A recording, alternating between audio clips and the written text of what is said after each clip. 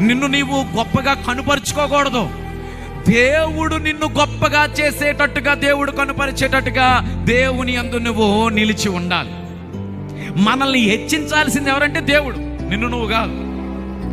ప్రభువారు అన్నాడు, తగ్గించుకున్న వారు హెచ్చింపబడును అన్నాడు.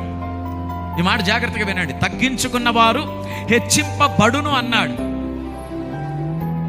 హెచ్చింపబడును ఎవరి చేత అని అంటే దేవుని చేత. నీకు నీవుగా హెచ్చించుకోవద్దు. ఎప్పుడు కూడా నీకు నీవుగా గొప్ప చెప్పుకోవద్దు. నేను అంత గ్రేట్ అండి, నేను ఇంత గ్రేట్ అండి, నా కుటుంబానికి ఎంత గొప్ప చేసేసాను, నా జీవితంలో ఎంత సాధించేశాను. పద్దాక పొద్దున్న లేచిన కాడి నుంచి సాయంత్రం వరకు ఇదే మాటలు పలుకుతా ఉంటారు. ఏరా నా గురించి తెలీదా? ఇదిగో పలానా అడుగు, పలానా వ్యక్తిని అడుగో, నా గురించి చెప్తాడు, నేను అంత గొప్ప మరి అని చెప్పుకునే ప్రయత్నమే మానవునిలో పని చేస్తూ ఉంటారు. ఒక విశ్వాసి, ఒక భక్తిపరుడు ఎప్పుడు కూడా అట్లా ఆలోచించాడు, తనను తాను హెచ్చించుకొనడు. ఒక భక్తిపరుడు ఎప్పుడు కూడా దేవుడు హెచ్చించాలని కనిపెడతాడు. స్తోత్రం చెప్తాం. హల్లెలూయా. మనల్ని హెచ్చించాల్సింది ఎవరో తెలుసా? ఆయన. నిన్ను నువ్వు హెచ్చించుకోవద్దు. నిన్ను నువ్వు హెచ్చించుకుంటే వాక్యం చెప్తుంది, నిన్ను నువ్వు హెచ్చించుకుంటే తగ్గించబడతావట, ముందే డౌన్ అయిపోతావట. నిన్ను నువ్వు హెచ్చించుకుంటే ముందే పడిపోతావు.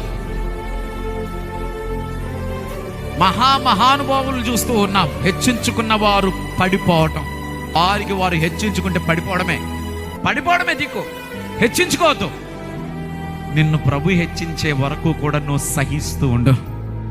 స్తోత్రం చెప్పండి. ప్రభు హెచ్చించే వరకు కూడా నిన్ను నీవు నలుగగొట్టుకుంటా ఉండు. ప్రభు హెచ్చించే వరకు కూడా నిన్ను నీవు మార్చుకుంటా ఉండు. ప్రభు హెచ్చించే వరకు కూడా నిన్ను నీవు దేవుని వైపు మళ్ళించుకుంటా ఉండు. ప్రభు హెచ్చించే వరకు కూడా నీ యొక్క మనస్సునంతటిని ప్రభు మీద నిలుపుకునుండు. వారు భక్తులంటే వారు అందరూ భక్తులు కాదు.